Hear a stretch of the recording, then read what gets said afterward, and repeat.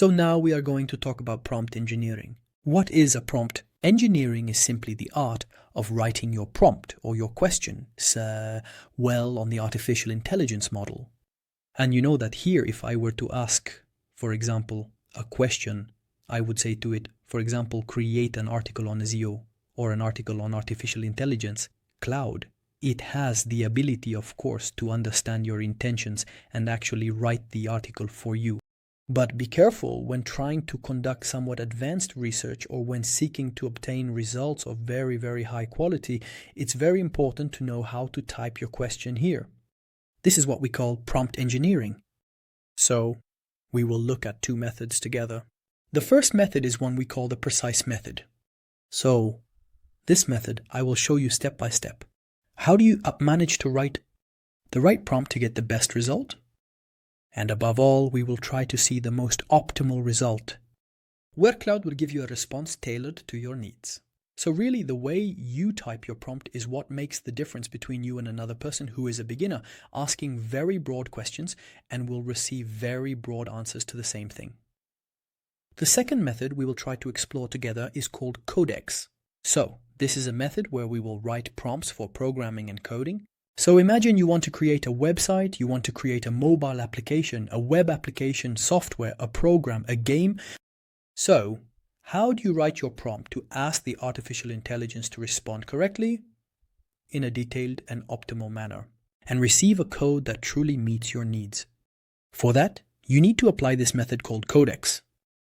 So that the documents, in fact, they are in English with the basic token with AI, and it's English. But I have translated these two methods, which you will find in the course materials, and you can download them. So there you go. This is the P.R.E.C.I.S method.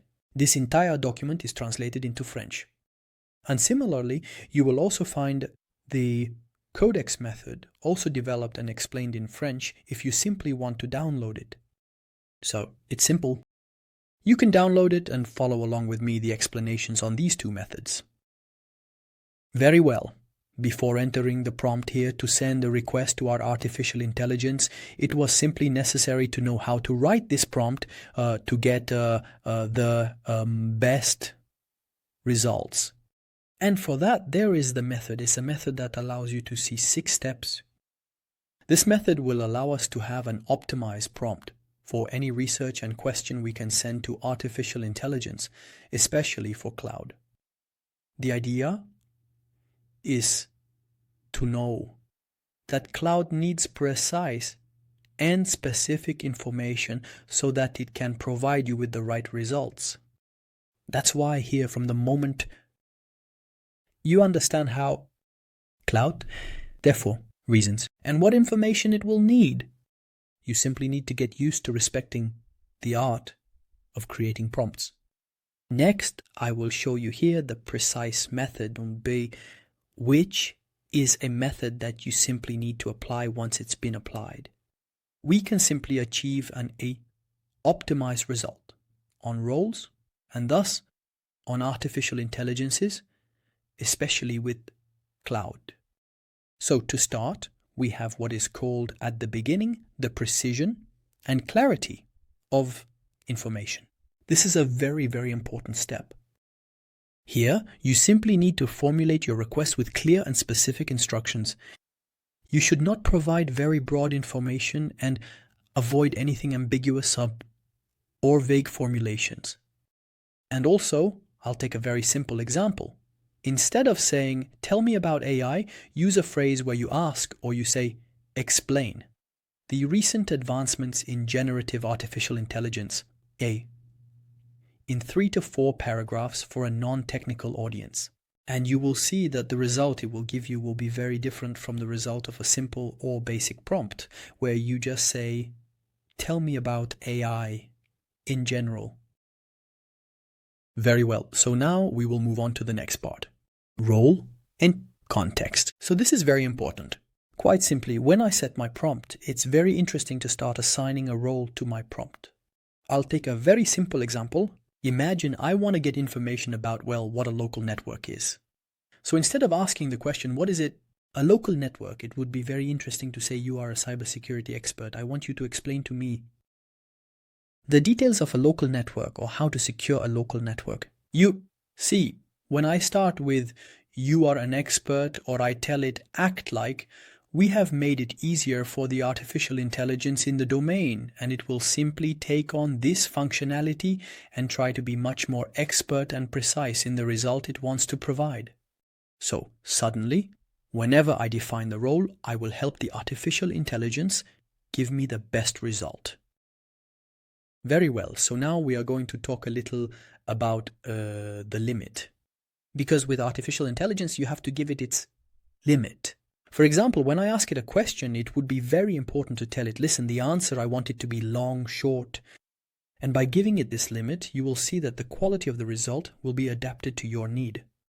Because sometimes when we try to use print, we need, for example, quick, short information and a quality response.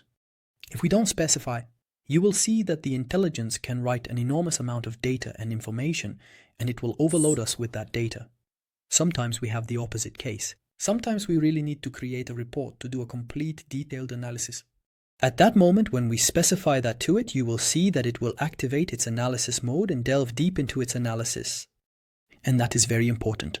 For example, I can give an example of learning where I tell it, listen, I want that. You summarize. Here is a document, here. And the result, I want it to be in a maximum of 2 paragraphs with accessible language. We need to have finished, in fact, the limit part. You will see that here, everything we will see here, in fact, it will be optional.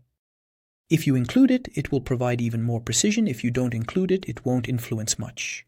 In fact, the result... So, if I say actually the format, sometimes, when we are developing, we actually need feedback on a specific format, like XML.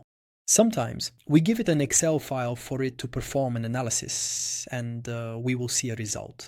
This format, for example, of a table with certain columns. So, therefore, when we specify the format, you will see that the outputs, it will adhere to that format which interests us. Then we have the part actually feedback. This is very important. Because artificial intelligence, when you input an initial prompt, you need to know if the prompt does not meet your needs, the result. At that moment, you can tell it, listen, I want you to redo the response, but with simpler language, not to use, for example, mnemonics. Or the opposite, I want a response with more precision. Or take that point and elaborate on it a bit more. As a result, by iterating and giving it feedback, it will better understand your way of doing things. And in the end, the example is very important. I'll take a very simple example. Imagine I want to create a LinkedIn post. And for me, the LinkedIn post, imagine that I'm used to posting on LinkedIn. So I have my own way, my own style.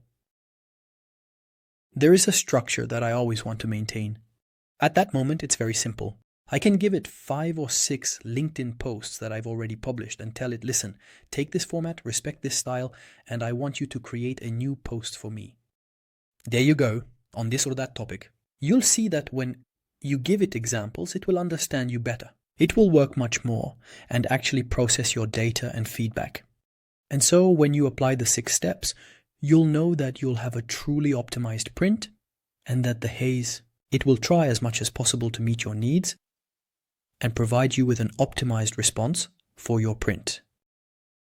So here's an example. This is simply a basic print. I actually ask it to explain the concept of reinforcement learning in AI.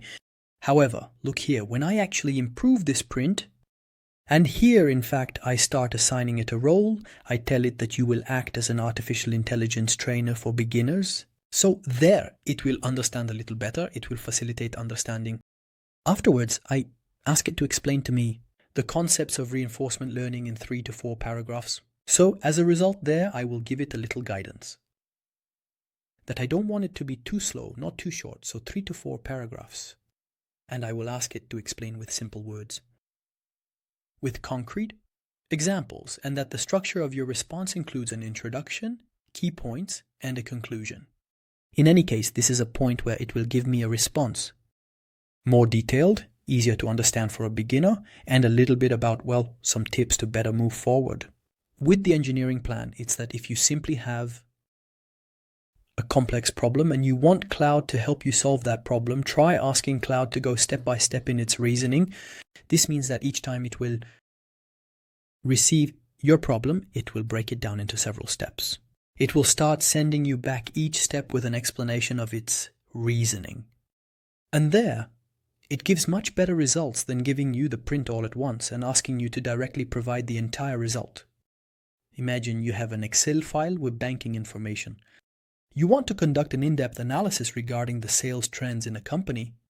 Instead of asking it directly to give you a summary or a complete report, try to go step by step to conduct the studies and break down your problem or request into several sub-problems. Sometimes you can ask it this and tell it, listen, my goal is to have a complete report. Try to either fix or break down the problem into sub-problems and send me personalized and precise reports as you go along. And you will see that it will actually suggest the 5 or 6 steps to take to ultimately find the complete report. And this actually helps artificial intelligence to think better and to provide you with solutions to your problem. And also, therefore, it's also very important to actually use the reasoning mode. So that is very, very important. To also go, in fact, with this extension option, where it will favor the thinking mode. The deep reasoning mode, especially if you have slightly more advanced problems, and that is very interesting, especially, in fact, if you are studying and doing analyses. Therefore, as a result, having a pro version can be very, very interesting. Finally, don't forget that there is actually an official documentation, in fact, sent by the official site, and this documentation explains perfectly the art of plant creation with Claude. And as a result, there we will obviously find several examples, several details regarding the functioning of Claude, generally. This method is one that is covered in this documentation to simply provide a very optimized response. And finally, so there you go. When you follow this method, you will optimize your interactions with Claude and you will simply obtain more precise responses and especially useful responses that meet your needs. And there you have it. We have reached the end of the video. I hope you enjoyed the content. If you want to support me, feel free to subscribe to my YouTube channel so that I can continue creating more free videos on YouTube. And if you want to join my community on Udemy, if you want to have even more advanced, more detailed courses with more examples and practical workshops, I have put 2 packages on my website. The first one simply contains all my courses on artificial intelligence, automation, and no code. And the second is a complete package containing approximately 1,000 hours of training. You'll even find digital marketing inside. Don't forget to simply use the code I created especially for my YouTube community. The code is YT20. This will simply give you a 20% discount on those packages. Please note, this code is only valid for my subscribers. YouTube, thank you very much and see you soon.